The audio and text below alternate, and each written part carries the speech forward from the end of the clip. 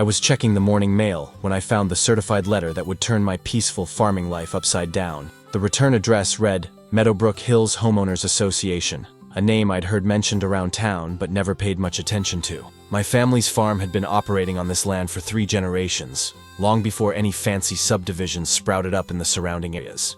The letter was typed on official letterhead and signed by someone calling themselves the Architectural Review Committee chairperson.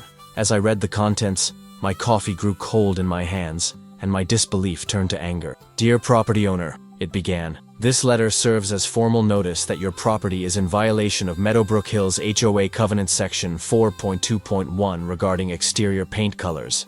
Your barn, painted in an unauthorized red color, creates a visual disturbance that negatively impacts property values within our community. The letter went on to demand that I repaint the barn in an approved neutral tone within 30 days or face escalating fines. The current penalty was already set at $12,000, with additional daily fines of $50 until the violation was corrected. I stared at the letter in complete bewilderment. My barn had been red for over 40 years, painted that color by my father when he built it in 1982. The classic barn red was a family tradition, chosen to match the original barn that my grandfather had constructed in the 1940s. Every farmer in the county knew that red barns were as traditional as apple pie and just as American. But what made this letter truly absurd was the simple fact that my farm wasn't even located within any HOA jurisdiction. My property sat on the original family homestead, purchased by my grandfather in 1945, decades before the Meadowbrook Hills development was even a gleam in some developer's eye. I walked out to the barn in question, a sturdy structure that housed our hay storage and equipment. The red paint was weathered, but still vibrant, a beacon of agricultural heritage in a landscape increasingly dominated by cookie-cutter suburban homes. The barn sat on my property, nearly half a mile from the nearest HOA-controlled house. Something was seriously wrong here, and I intended to get to the bottom of it. Chapter 2. Investigating the claim. I spent the rest of that morning digging through my property records, trying to understand how anyone could claim jurisdiction over my farm. The deed to our land was clear and unambiguous. We owned 120 acres in fee simple, with no restrictions or covenants beyond basic zoning regulations that had been in place since the 1960s. My property had never been part of any subdivision or planned development. When my grandfather bought the land in 1945, it was just farmland surrounded by other farms. Over the decades, some of the neighboring properties had been sold and developed, but our farm remained intact and independent.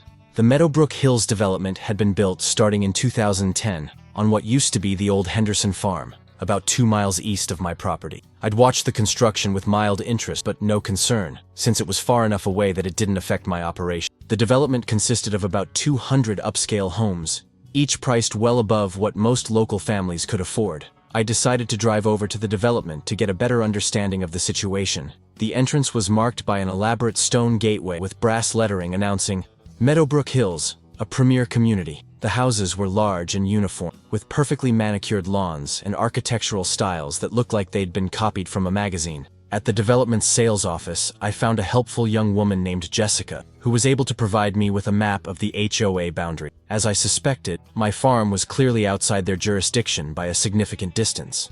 The nearest HOA property line was over a mile from my barn. There must be some mistake, Jessica said when I explained the situation. Our HOA only has authority within the development boundary. We can't regulate properties outside our community. I showed her the letter I'd received, and her eyes widened as she read it. This is definitely wrong, she said. You should contact our management company directly. They handle all the HOA enforcement actions. Jessica gave me the contact information for Prestige Property Management, the company that administered the Meadowbrook Hills HOA. I thanked her for her help and headed home, confident that a simple phone call would clear up this obvious mistake. I was about to learn that dealing with HOA management companies was never simple. Chapter 3. The Runaround. My first call to Prestige Property Management was an exercise in frustration. After navigating through an automated phone system that seemed designed to discourage actual human contact, I finally reached a customer service representative named Brad who spoke in the monotone voice of someone who had given up on life. I'm calling about a violation notice that was sent to my property in error, I explained. My farm isn't even within the HOA boundary. Let me look that up for you, Brad said, followed by several minutes of typing and hold mute. I see here that you received a notice for unauthorized paint color on a barn structure. The violation stands as issued. But my property isn't in your HOA, I repeat. I have the boundary maps right here. Sir, if you received a violation notice, then your property is within our jurisdiction. Our records are very accurate. I felt my patience wearing thin. Your records are wrong. My farm has been here since 1945, long before your development existed. I'm not a member of your HOA. I understand your frustration, sir, but I can only work with the information in our system. If you want to dispute the violation, you'll need to file a formal appeal with the Architectural Review Committee. Brad explained that the appeal process required a written submission along with a $50 filing fee, and that the committee would review my case at their next monthly meeting. In the meantime, the daily fines would continue to accumulate. This is ridiculous, I said. You're fining me for something that's not even under your authority. I'm sorry, sir, but that's our policy. You can also choose to simply comply with the violation by repainting your barn in an approved color. I hung up the phone in disgust. The idea that I should have to pay a fee to appeal a violation that shouldn't exist in the first place was infuriating. But I was beginning to realize that this wasn't just a simple mistake. It was a deliberate attempt to assert authority where none existed. I decided to do some research on Prestige Property Management and the Meadowbrook Hills HOA board. What I discovered was a pattern of aggressive enforcement and questionable practices that extended far beyond my barn.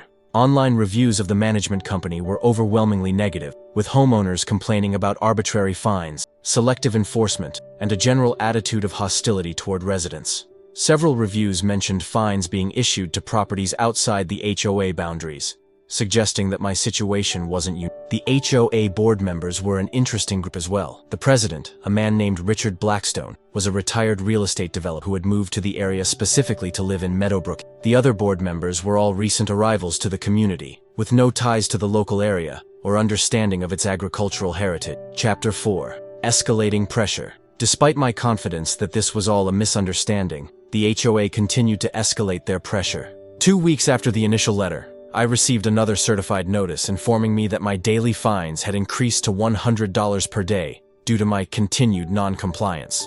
The letter also included a new threat. If I didn't resolve the violation within 10 days, the HOA would initiate legal proceedings to place a lien on my property. The legal costs would be added to my outstanding balance, which had now grown to over $14,000. I couldn't believe the audacity of these people. They were threatening to put a lien on property they had no legal authority over, based on a violation that didn't exist. But I was beginning to understand that logic and legality weren't driving their actions. This was about power and intimidation. I decided to consult with a lawyer to understand my options. Tom Peterson had been practicing law in our county for 30 years and had handled property disputes before. When I showed him the HOA letters, he shook his head in amazement. "This is one of the most blatant cases of overreach I've ever seen," Tom said. "They have absolutely no authority over your property. The question is why they're doing this and what they hope to gain." Tom explained that HOAs were becoming increasingly aggressive in their enforcement actions, often targeting properties outside their jurisdiction, in hopes that property owners would simply pay the fines rather than fight back. It was a form of legal extortion that relied on people's ignorance of their rights. "The good news is that you have a strong case," Tom said. "The bad news is that fighting this could be expensive and time-consuming. These management companies have deep pockets and teams of lawyers who specialize in intimidating property." Tom recommended that I first try to resolve the matter through direct communication with the HOA board, documenting everything in writing. If that failed, we would need to consider more aggressive legal action. I decided to attend the next HOA board meeting to confront them directly about their illegal actions. The meeting was scheduled for the following Thursday evening at the Meadowbrook Hills Community Center. As I prepared for the meeting, I gathered all of my property record, boundary surveys, and documentation proving that my farm was outside their jurisdiction. I was confident that once I presented the facts, reasonable people would acknowledge their mistake and withdraw the violation. I was about to learn that the HOA board was not composed of reasonable. Chapter 5. The board meeting confrontation. The Meadowbrook Hills Community Center was a modern building that looked more like a corporate conference facility than a neighborhood meeting place. I arrived early and found a seat in the back of the room, watching as board members and residents filtered in for the monthly. The board members sat at a raised table at the front of the room, creating a physical barrier between themselves and the resident. Richard Blackstone, the board president, was a tall man in his 60s with silver hair and an expensive suit that seemed out of place in our rural community. The meeting began with routine business, budget reports, landscaping updates, and discussions about pool maintenance. I waited patiently through 40 minutes of mundane administrative details before the meeting opened for resident comments. When my turn came, I stood up and introduced myself. "My name is Jake Morrison, and I own Morrison Family Farm on County Road 47. I'm here because your HOA has been sending me violation notices and fines for my barn, even though my property is not within your jurisdiction. A murmur went through the room as residents turned to look at me. Blackstone's expression remained neutral, but I could see the other board members exchanging glances. "Mr. Morrison," Blackstone said, "if you received a violation notice, then your property is subject to our covenant and restrictions. Our management company doesn't make mistakes about jurisdiction." I pulled out my property survey and held it up. "This is a certified survey of my property boundaries. My farm is over a mile from the nearest HOA property. You have no authority over my land." "That's your opinion," said board member Patricia Wells, a sharp-faced woman who had been taking notes throughout the meeting. "Our legal counsel has reviewed the matter and confirmed that we have enforcement authority." I couldn't believe what I was hearing. Based on what? My property has never been part of any HOA. My family has owned this land since 1945. Blackstone leaned forward with a condescending smile. "Mr. Morrison, property law is complex. Just because you think you're outside our jurisdiction doesn't mean you actually are. I suggest you consult with a qualified attorney." "I have consulted with an attorney," I replied, "and he confirms that you have no authority over my property. This is harassment, pure and simple." The room erupted in whispers as residents reacted to the exchange. Several people seemed sympathetic to my situation, but others appeared to support the board's position.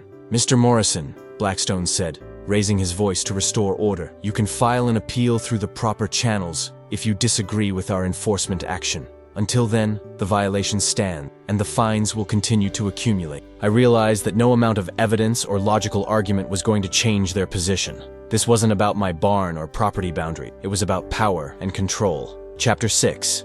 Digging Deeper. After the disastrous board meeting, I decided to investigate the HOA's motivations more thoroughly. There had to be a reason why they were so determined to assert authority over my property, despite having no legal basis for doing so. I started by researching the property records for the area around my farm. What I discovered was troubling but not entirely surprising. Over the past 5 years, several properties adjacent to the Meadowbrook Hills development had been purchased by a company called Blackstone Development LLC. The name wasn't a coincidence. Richard Blackstone, the HOA president, was also the principal owner of the development company. He had been quietly buying up farmland and rural properties surrounding the HOA community, apparently with plans for future expansion. My property was one of the few remaining independent parcels in the area that hadn't been purchased by Blackstone's company. The farm sat on prime real estate with excellent road access and utility, making it valuable for potential development. I began to understand the real motivation behind the HOA's harassment. By creating artificial violations and accumulating fines, they were hoping to pressure me into selling my property at a reduced price. If they could force me into financial distress, Blackstone could swoop in with a lowball offer and add my land to his development. This wasn't just about my barn. It was about a systematic campaign to eliminate independent property owners and consolidate control over the entire area. The HOA was being used as a weapon to force out anyone who didn't fit into Blackstone's vision of suburban uniformity. I decided to reach out to other property owners who had been targeted by the HOA. Through online research and local network, I found several people who had received similar violation notices for properties outside the HOA boundary. One of them was Mary Chen, who owned a small horse farm about 3 miles from Meadowbrook Hill. She had been fined for having too many outbuildings and for maintaining a gravel driveway instead of paved asphalt. Like me, she had never been part of any HOA and had owned her property for decades. "They're trying to force us all out," Mary told me during our phone conversation. "I've been fighting these fines for 8 months, and they just keep adding more violations. My lawyer says it could cost more to fight them than to just pay the fines." Another victim was Bob Williams, a retired mechanic who restored classic cars on his rural property. The HOA had cited him for operating a commercial business and for having unsightly vehicles visible from the road. His fines had reached $25,000, and he was considering bankruptcy. The pattern was clear. Blackstone was using the HOA as a tool to harass and intimidate independent property owners into submission. It was a sophisticated form of legal extortion that relied on people's inability to afford prolonged legal battles. But I wasn't going to be intimidated. Chapter 7. Building a Defense. I spent the next week gathering evidence and building a comprehensive defense against the HOA's illegal actions. My lawyer, Tom Peterson, helped me compile property records, survey maps, and legal precedents that clearly established my rights as an independent property. The evidence was overwhelming. My property had never been part of any subdivision or planned development. There were no covenants or restrictions on my deed beyond basic zoning The HOA had no legal authority to regulate my property, and their violation notices were completely without merit. Tom also discovered something interesting in the HOA's own governing documents. According to their bylaws, the association only had authority over properties that had specifically agreed to be bound by their covenants and restrictions. property owners had to voluntarily join the HOA or purchase property that was already subject to the restrictions. They can't just declare jurisdiction over random properties, Tom explained. HOA authority is based on contractual agreements, not geographic proximity. What they're doing is completely illegal. We prepared a formal legal response that demanded the immediate withdrawal of all violation notices and fines. The letter cited specific legal statutes and court precedents that established the limits of HOA authority. We also threatened to file a lawsuit for harassment and abuse of process if they didn't cease their illegal activities. But I wanted to do more than just defend myself. I wanted to expose their entire scheme and protect other property owners from similar harassment. Tom suggested that we consider filing a class action lawsuit on behalf of all the property owners who had been illegally targeted by the HOA. The idea was appealing, but it would require finding other victims who were willing to join the fight. Many people were reluctant to take on a legal battle against an organization with deep pockets and aggressive lawyers. I decided to take my case public by contacting the local newspaper and sharing my story with the community. The editor, Susan Martinez, was immediately interested in the story and agreed to investigate the HOA's practices more thoroughly. "This sounds like a classic case of abuse of power," Susan said during our "If they're really targeting properties outside their jurisdiction. That's a story our readers need to know about." Susan's investigation revealed that at least 12 property owners in the area had received violation notices from the Meadowbrook Hills HOA, despite being located outside the development boundary. The total amount of fines being sought exceeded $200,000. The newspaper article created a sensation in our small community. Many people were outraged by the HOA's tactic, and several property owners came forward with their own stories of harassment and intimidation. The publicity also caught the attention of the county attorney's office, which began investigating whether the HOA's actions constituted criminal fraud or extortion. Chapter 8: Media Attention and Public Support. The newspaper article about the HOA's illegal enforcement actions created a firestorm of controversy that extended far beyond our small community. The story was picked up by regional news outlets and eventually caught the attention of a television investigative reporter who specialized in consumer protection issues. Channel 7's Problem Solvers team arrived in town to interview me and other affected property owners. The reporter, Jennifer Walsh, was a seasoned journalist who understood the broader implications of the HOA's actions. "This isn't just about barn paint colors," Jennifer said during our "This is about fundamental property rights and the abuse of legal processes to intimidate innocent people." The television segment aired during prime time and generated an enormous response from viewers. The station's phone lines were flooded with calls from people sharing similar experiences with aggressive HOAs in other communities. It became clear that our situation was part of a much larger pattern of abuse by homeowners associations across the state. The publicity also attracted the attention of a property rights advocacy group that offered to provide legal support for our case. The organization had been fighting HOA overreach for years and saw our situation as an opportunity to establish important legal precedents. "What's happening in your community is a textbook example of how HOAs can become tools of oppression," said the advocacy group's director, Michael Roberts. "We need to send a clear message that property owners' rights will be protected." The media attention put enormous pressure on the Meadowbrook Hills HOA board. Residents within the development began questioning the board's actions and demanding accountability for the legal expenses being incurred in their name. Several homeowners contacted me directly to express their support and apologize for their board's behavior. Many of them had been unaware of the harassment campaign being conducted in their name. "We moved here for peace and quiet, not to be part of some scheme to bully our neighbors," said one resident who asked not to be identified. "This is not what we signed up for when we bought our house." The pressure was also affecting Prestige Property Management, the company that administered the HOA's enforcement actions. Their other clients began questioning whether they wanted to be associated with such controversial practices. Within a week of the television segment airing, I received a phone call from Brad at Prestige Property Management, the same representative who had been so dismissive during my initial complaint. "Mr. Morrison," he said, his tone much more respectful than before, "we've been reviewing your case and we think there may have been some confusion about the jurisdiction boundary. We'd like to schedule a meeting to discuss resolving this matter." I could barely contain my satisfaction. "I'm listening," I said. "We're prepared to withdraw all violation notices and waive all fines if you're willing to sign a confidentiality agreement about this matter." The offer was tempting, but I knew that accepting it would allow them to continue harassing other property. This wasn't just about my barn anymore. It was about stopping a pattern of abuse that affected the entire community. "I'll consider your offer," I told Brad, "but I'll need to discuss it with my attorney first." Chapter 9: The Legal Counterattack. After consulting with Tom Peterson and the property rights advocacy group, I decided to reject the HOA's settlement offer and pursue a more aggressive legal strategy. We filed a federal lawsuit against the Meadowbrook Hills HOA, Prestige Property Management, and Richard Blackstone personally, alleging violations of civil rights, fraud, and racketeering. The lawsuit sought not only the withdrawal of all fines against me, but also monetary damages for the harassment and legal expenses I had incurred. More importantly, it sought an injunction that would prevent the HOA from targeting any properties outside their legitimate jurisdiction. This case is about more than just your barn, Tom explained as we prepared the legal filing. We're trying to establish clear boundaries on HOA authority and protect other property owners from similar abuse. The lawsuit attracted additional media attention and prompted several other affected property owners to join as plaintiffs.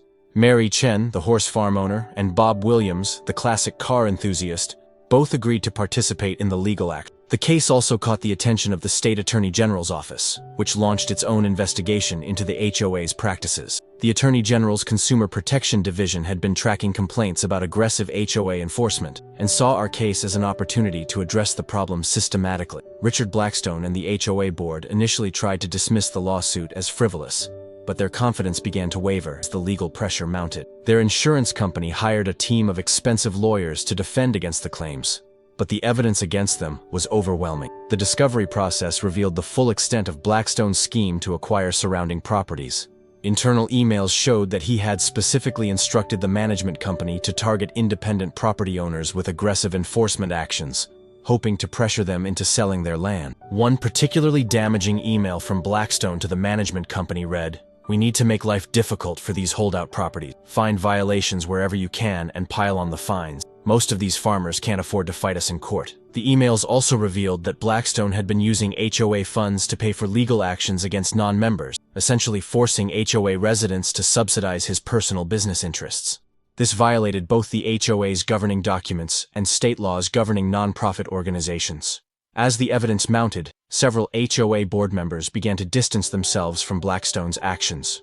2 board members resigned in protest, and others called for his removal as president. The pressure was also affecting Blackstone's development. Several potential investors pulled out of his projects after learning about the lawsuit and the negative publicity surrounding his practices. Within 6 months of filing the lawsuit, Blackstone's legal team approached us with a settlement offer that went far beyond what we had originally sought. Chapter 10. Victory and Vindication. The settlement negotiations took place in Tom Peterson's office on a cold February morning. Blackstone's lawyers arrived with a team of 3 attorneys and a briefcase full of documents, but their confident demeanor from earlier in the case had been replaced by obvious anxiety. The lead attorney, a woman named Sarah Mitchell from a prestigious firm in the state capital, got straight to the point. "My clients are prepared to offer a comprehensive settlement that addresses all of your concerns."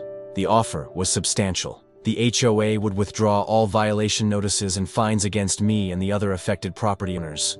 They would pay our legal expenses and provide monetary compensation for the harassment we had endured. Most important, they would agree to a permanent injunction preventing them from taking any enforcement actions against properties outside their legitimate jurisdiction. But the settlement went even further. Richard Blackstone would resign from the HOA board and agree to sell his development company to avoid any future conflicts of interest.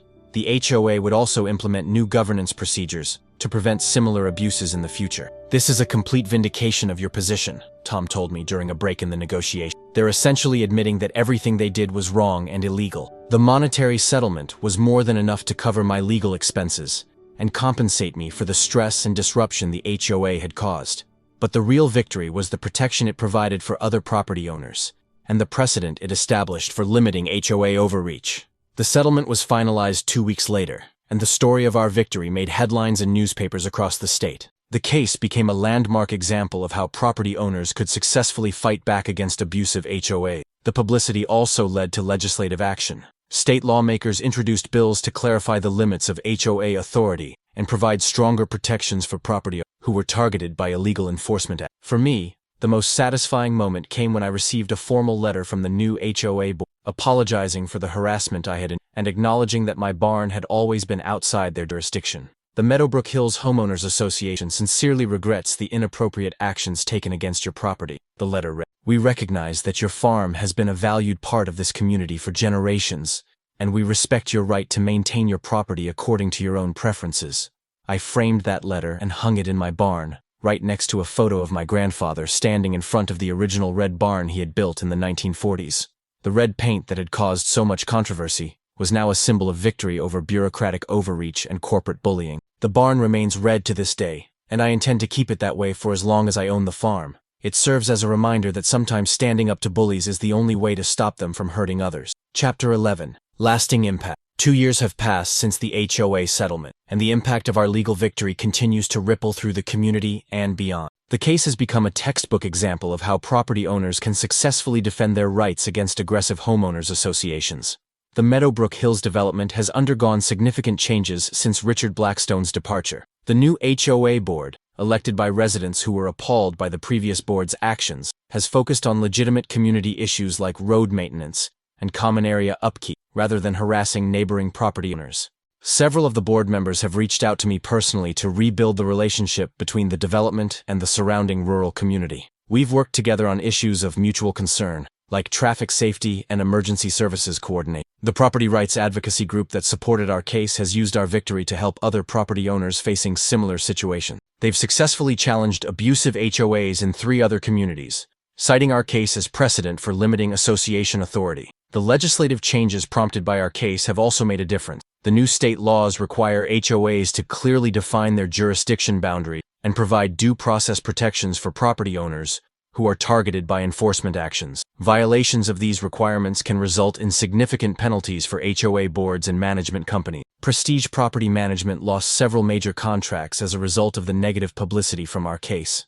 The company eventually went out of business, and its former clients hired management companies with better reputations for fair dealing. For me personally, the experience has been transformative. I've become an advocate for property rights and rural preservation, speaking at conferences and working with other farmers who face pressure from expanding suburban development. My farm continues to operate as it has for 3 generations, with the red barn serving as a symbol of agricultural heritage and individual liberty. I've added educational tours that teach visitors about farming history and the importance of protecting rural land from inappropriate development. The financial settlement from the HOA case allowed me to make improvements to the farm that I had been planning for years. I've installed new irrigation systems, upgraded my equipment, and expanded my sustainable farming practices. Most importantly, the victory has ensured that my farm will remain independent and free from outside interference. My children will inherit not just the land, but also the knowledge that their rights as property owners are protected by law. The story of my battle with the HOA has become part of local folklore, told and retold as an example of how ordinary people can stand up to powerful interests and win. It's a reminder that in America, property rights still matter, and that bullies can be defeated when good people refuse to be intimidated. My barn remains red, my farm remains independent, and my faith in the justice system has been restored. Sometimes the good guys really do win, especially when they're willing to fight for what's right. Thank you for listening to this story of standing up to bureaucratic bullies and fighting for property rights. It's a reminder that sometimes the most important battles are fought not on grand stages but in our own backyards, defending the principles that make our communities strong. Please let me know in the comments where you're listening from. I love hearing from people all around the world who believe in the importance of individual rights and standing up to abuse of power. And if you enjoyed this tale of a farmer taking on an out-of-control HOA and winning, please subscribe to our channel for more stories about justice served, David versus Goliath victories, and the power of never backing down when you know you're right. Your support means everything to us and helps us continue sharing these inspiring stories with people everywhere.